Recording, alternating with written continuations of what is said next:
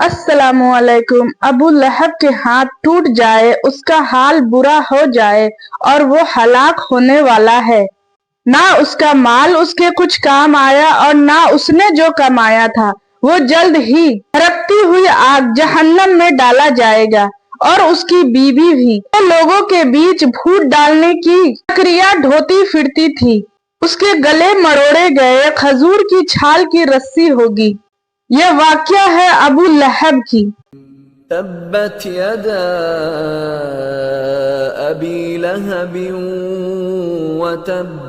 अबू लहब पैगंबर मोहम्मद सल्लल्लाहु ताला अलैहि वसल्लम का सगा चाचा था, लेकिन वो इस्लाम का बहुत बड़ा दुश्मन था।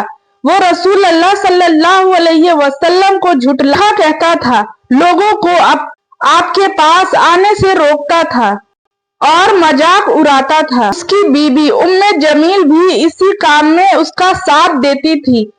लोगों के बीच नफरत फैलाती, रास्तों में कांटे बिछाती और रसूल अल्लाह सल्लल्लाहु अलैहि वसल्लम की बुराई करती थी।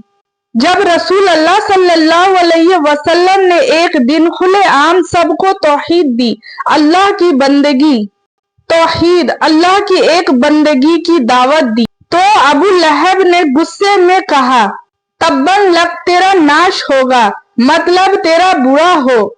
तुम हमें क्यों इकट्ठा किया?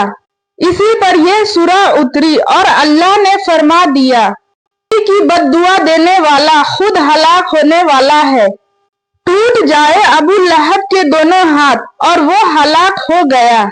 यह अल्लाह की तरफ से ऐलान था कि जो अल्लाह के रसूल सल्लल्लाहु अलैहि वसल्लम की दुश्मनी करता है, उसकी कोशिश बेकार जाएगी। हाथ टूटना मतलब उसकी सारी मेहनत, सारी चालें नाकाम और बर्बाद। ना उसका माल और ना उसकी कमाई उसे कुछ काम आई। अबू लहब सोचता था कि उसके पास दौलत और इज्जत है, इसलिए वो चाहे तो लोगों को इस्लाम से रोक सकता है, लेकिन अल्लाह ने बता दिया कि दुनिया की दौलत आखिरत में किसी काम की नहीं आएगी। वो जल्द ही भड़कती हुई आग में जलाया जाएगा। उसके लिए जहन्नम की सख्त सजा तय है, क्योंकि सच जानते हुए भी हट किया, घमंड किया और दूसरों को भटका रहा। और उसकी बीवी भी जो लकड़ियां ढोती फिरती थी।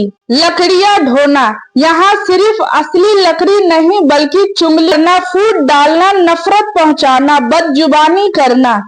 वो लोगों के बीच आग लगाने वाली थी, इसलिए आखिरत में भी वो आग की ईंधन ढोएगी। उसके गले में मरोड़ा हुआ रस्सी होगी। दुनिया में वो रस्सियां उठाकर फसाद करती थी, आखिरत में उसकी सजा भी उसी किस्म की होगी। आग की रस्सी उसके गले में डाल दी जाएगी।